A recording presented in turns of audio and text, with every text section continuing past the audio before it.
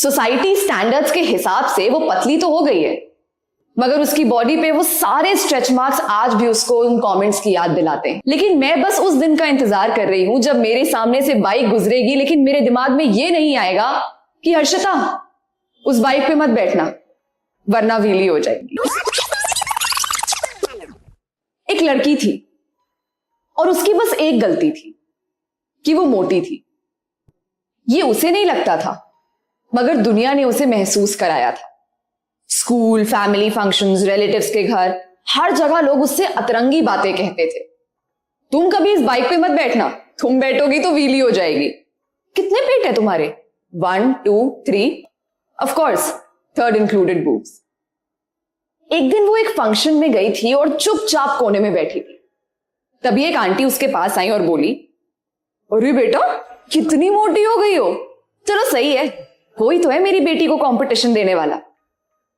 उनकी बेटी को थायराइड था।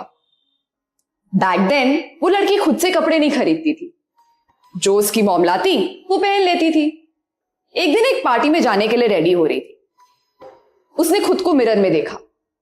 एक टॉप पहना था उसने और टायर साफ साफ दिख रहे थे।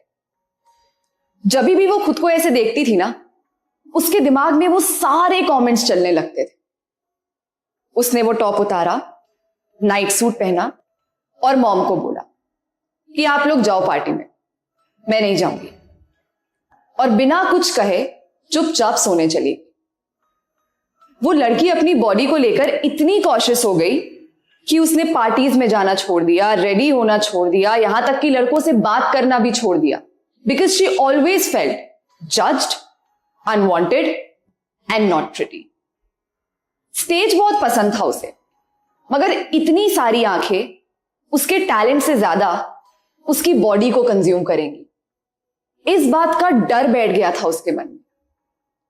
कुर्ते पहनने लगी थी, hashtag traditional love, hashtag ethnic love, ये करने के लिए नहीं, बल्कि किसी ने उसको बोला था कि इंडियन पहना कर, मोटी कम लगती है। जब भी कोई उस पर कमेंट पास करता था ना, वो घर आकर अकेले रोती थी और किसी से कुछ नहीं कहती थी। एक दिन उसे पता चला that she is suffering from PCOD. इस बीमारी के अलग अलग सिम्टम्स होते हैं अलग अलग बॉडी पे। उसका था एक्सेसिव वेट गेन। डॉक्टर ने उसे बोला, चाहे कुछ हो जाए, you have to control your body weight, वरना वो बीमारी थोड़ी सीरियस हो सकती थी।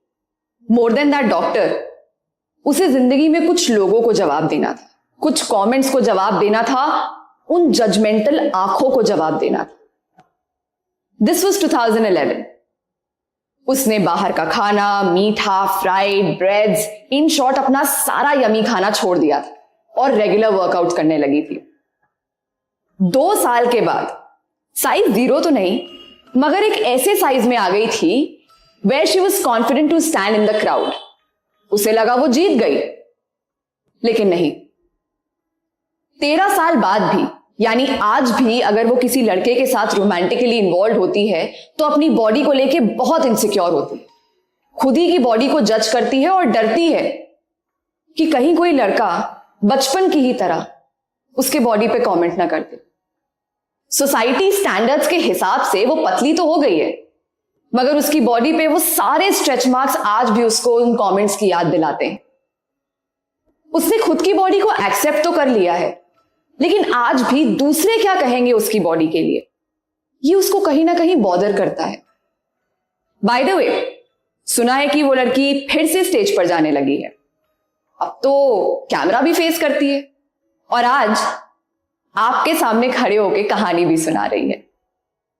लेकिन मैं बस उस दिन का इंतजार कर रही हूं जब मेरे सामने से बाइक गुजरेगी, लेकिन मेरे दिमाग में यह नहीं आएगा कि हर्षिता उस बाइक पे मत बैठना वरना व्हीली हो जाएगी। शायद उस दिन मैं जीत जाऊंगी और वो सारे लोग हार जाएंगे जिन्होंने मुझे यह महसूस कराया है कि मैं किसी से कम हूं। और अगली बार अगर आप किसी के बॉडी पे कमेंट करना ना, तो इस स्टोरी को याद कर लेना और हो सके तो रुक जाना।